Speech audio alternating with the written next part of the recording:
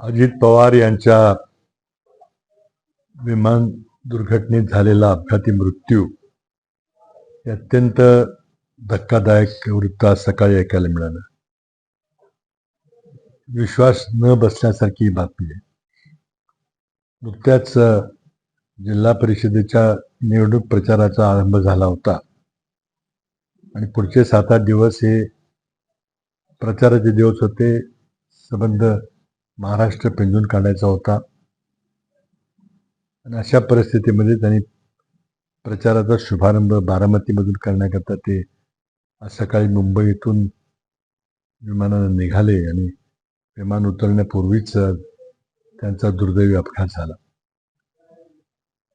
आम्ही दोघेही नोव्हेंबर 2010 मध्ये महाराष्ट्राचे मुख्यमंत्री आणि उपमुख्यमंत्री म्हणून पहिल्यांदाच सूत्र सांभाळले.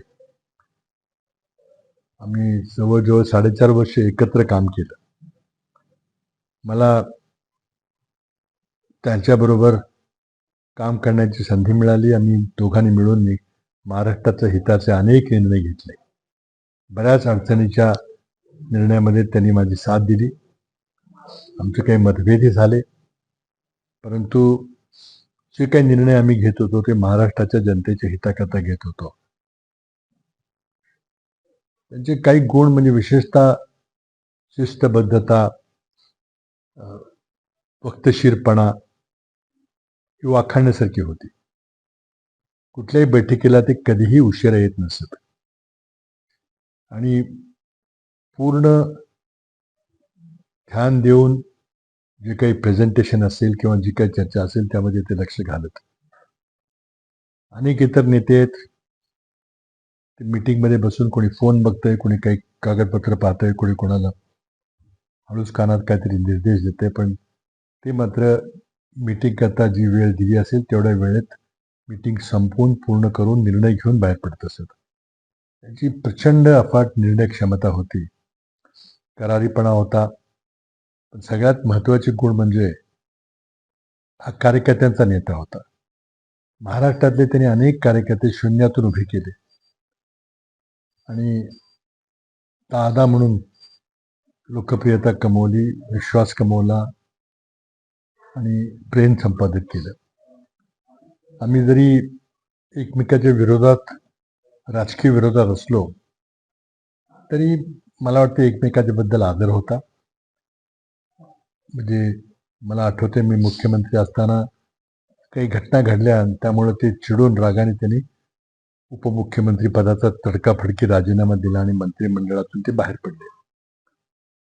काही दिवस बाहेर राहिल्यानंतर त्यांची सर्वांची आम्ही समजूत काढली, त्यांना परत मंत्रिमंडळात घेतलं आणि आम्ही आमचा तो कार्यकाळ पूर्ण केला. अलीकडच्या काळामध्ये राष्ट्रवादी काँग्रेसची 2 शकलं झाली.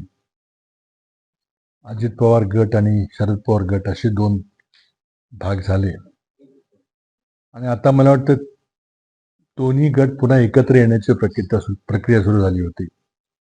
लवकरच अधिकृत मर्जर हे अपेक्षित होतं. अशाच निर्णायक घटकेला त्यांना महापालिकेमध्ये काही फार यश मिळालं नव्हतं, पुण्यात किंवा पिंपरी चिंचवडला किंवा मुंबईमध्ये. पण पुन्हा नव्यानं कंबर कसून ते जिल्हा परिषदेच्या ग्रामीण भागातल्या अत्यंत महत्त्वाच्या या पायाभूत निवडणुकीमध्ये ते सक्रिय झाले होते. मागचा महापालिकेचा निर्णय बाजूला टाकून दिला आणि मग नव्या आघाड्या, नवी समीकरणं, नव्या गठबंधन हे त्यांनी करून काँग्रेसशी आघाडी करायला त्यांनी आपल्या कार्यकर्त्यांना परवानगी दिली होती. अनेक ठिकाणी काँग्रेसबरोबर त्यांच्या आघाडीचे प्रयत्न होते. एक दिवस सर्व जुने काँग्रेस विचाराची मंडळी एकत्र येतील आणि देशात 2च विचारधारा राहतील. एक उजवी विचारधारा, त्याचं प्रतिनिधित्व भाजप करते, आणि दुसरी विचारधारा म्हणजे समतेवर आधारित फुले शाहू आंबेडकरांची विचारधारा. आणि शरद पवार असतील, अजित पवार असतील, त्या सर्वांचा त्याबद्दल कुठंच काही तडजोड नव्हती, दुमत नव्हतं. तरी सत्तेत सहभागी झाले. ते म्हटलं त्यांच्या विचाराचे ते कधी सहमत झाले नव्हते. त्यांनी शेवटपर्यंत समतेचा विचार, फुले शाहू आंबेडकरांचा विचारच जपला. तो त्यांना निश्चितच इतर कुठल्याही विचारसरणीपेक्षा अधिक प्रिय होता, हे स्पष्ट आहे. आज बारामतीला एक दुःखद घटना ऐकल्याबरोबर लाखोचा जनसमूह तिथे जमलेला आहे, शोकाकुल झालेला आहे. त्यांच्या कुटुंबावर फार मोठा आघात झालेला आहे. एका बाजूला दिल्लीमध्ये पार्लमेंटचं अधिवेशन सुरू होतंय. सर्व पवार कुटुंबातील प्रमुख मंडळी दिल्लीत होते आणि सकाळी ही बातमी 9:15च्या सुमारास येऊन धडकली. मी पवार कुटुंबियांच्या प्रति संवेदना व्यक्त करतो आणि शरद पवार आणि स्वतः शरद पवार असतील, सुप्रियाताई असतील, सुनेत्राताई असतील, सर्वांच्या प्रति संवेदना प्रकट करतो आणि मृतात्म्यास श्रद्धांजली अर्पण करतो.